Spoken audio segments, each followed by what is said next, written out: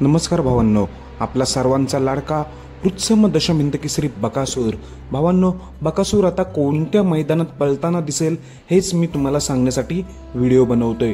तर भावांनो, कालच झालेल्या नाशिक मैदानामध्ये आपल्याला बकासूर पळताना दिसला मौजासोबत.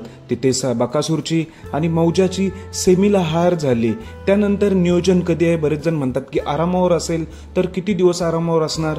तर भावांनो, फक्त आणि फक्त आजचा दिवस आराम असणार आहे.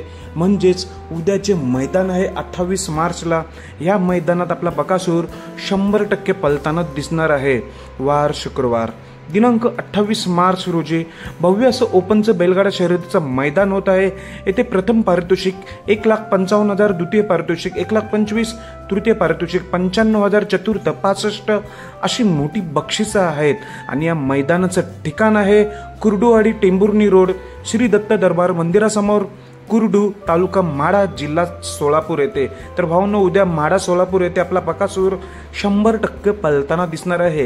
येथे बक्षीस देखील मोठे आहे. त्यामुळे नक्कीच आपला बकासूर या मैदानासाठी सज्ज झालेला. फक्त एकच दिवस आजची गॅप, एक दिवस आराम.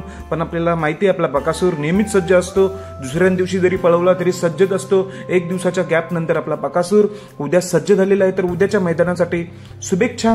धन्यवाद भावांनो.